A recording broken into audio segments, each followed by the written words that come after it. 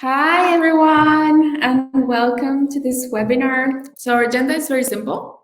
We're going to be talking, first of all, about machine translation for e-commerce, the basics, so a little bit about the history, the landscape also, the scenarios in which machine translation can work, of course, and the scenarios in which it probably doesn't and does a really poor job.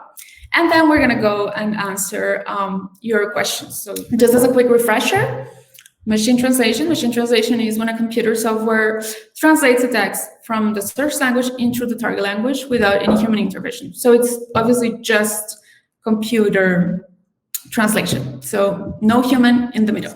So we have obviously different machine translation retailers like Amazon, Alibaba, and eBay, that when they started and they started expanding globally, they had a lot of volumes to handle. It was in the 2000s. And basically, they started developing their own engines. How did it work for, obviously, the smaller marketplaces or the online stores that are not Alibaba or eBay or Amazon? Basically, they relied on human teams to translate their content, and it's done inside the content management systems. So, for example, you have BigCommerce, Magento, Shopify, etc. And if they wanted to benefit, of course, from machine translation or translation management systems, and also include those processes for their SEO, so just not just a widget like the one Google Translate provides, but actually benefit from machine translation in their websites and be indexed. They had to develop some solutions internally, so have a development team provide like the structure, and then have translators translate internally. And now we talk about 2020. So as we all know, 2020 made the e-commerce landscape grow immensely. It accelerated digitalization processes. And obviously you had also the brick and mortar stores that were not yet selling online, that had to start selling online. And that basically brought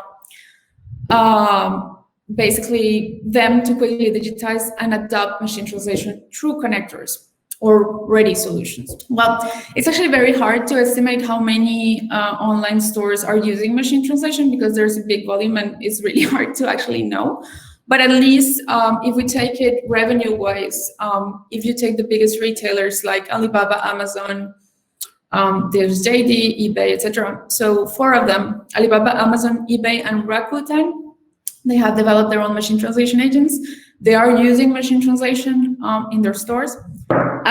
When we talk about the different machine translation engines that there are for e-commerce, we have 3 main ones. We have Alibaba. They provide up to 20 plus languages.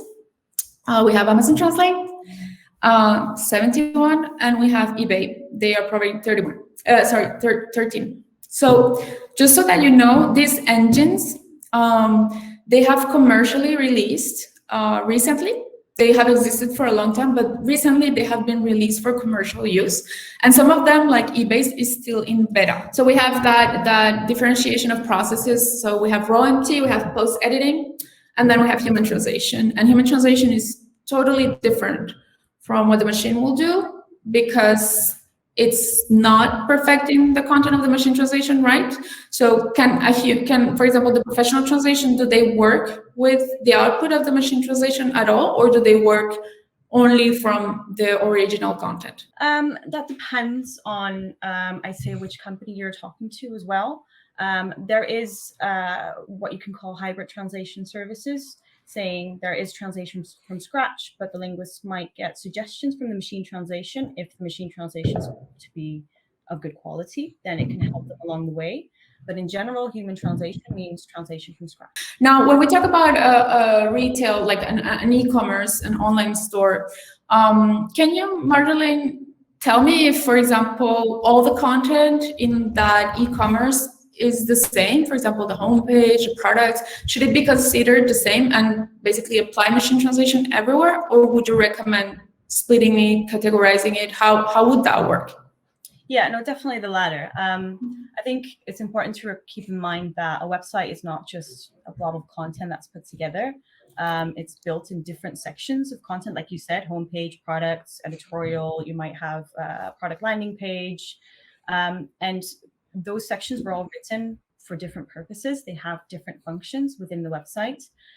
So it's important to think about, homepage, product landing page. Yeah, you have them right here.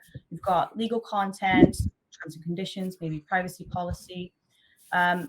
They all serve a different purpose, and so that's how you should view them from a translation point of view as well. In general, we see well-written product descriptions and the product details.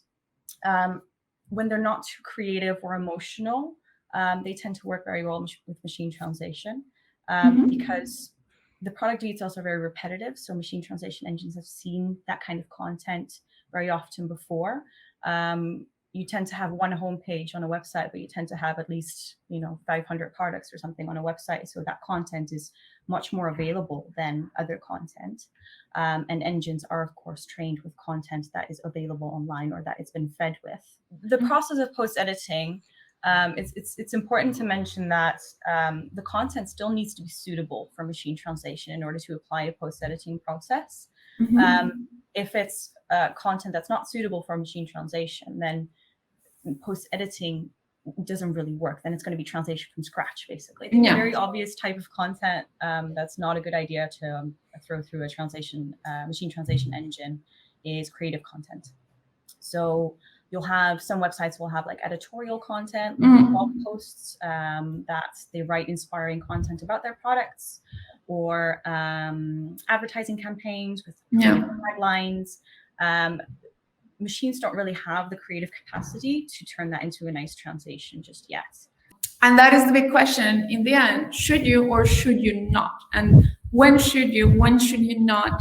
And how to make that very clear, how to set the expectation to the client.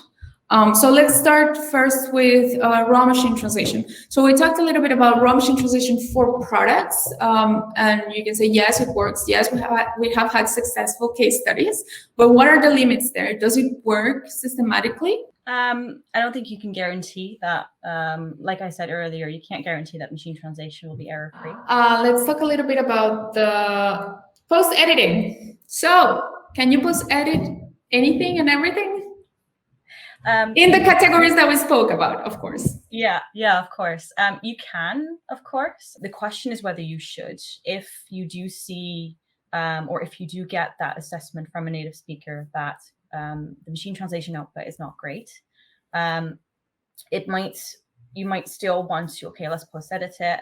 Let's see what we can make out of it. But the raw MT output is not good and most of it will need to be retranslated, then why not just translate from scratch, because that will be quicker. If the machine translation is causing noise, then there's no reason to use it, because ultimately it's supposed to make you more productive, not less. So now we're going to talk about big personality brands.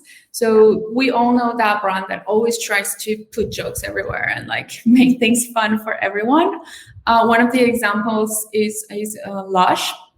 So for example, do you think Lush could use machine translation for their products and for their website? I think the short answer there is that they could, of course, but what you see with Lush is a brand that's very cheeky in terms of how they talk to their customers. And brands, they have a very specific way of talking to their customer, a very specific brand voice. And a brand's voice is a message, again, a visual, an idea, and that can't easily be translated by a machine. Brands like Lush, they have massive brand books of like 80 pages explaining to their staff how they talk to their customers. You can't have a machine read that kind of brand book and say, okay, now follow my tone of voice. A machine really just mimics what it's seen before. So I would say it's impossible for a machine translation engine to learn a brand's voice by feeding it with a lot of content that it's seen before that is related to that brand. But it can't really learn a brand book from heart and then adopt that tone of voice. Maybe one day, but not now.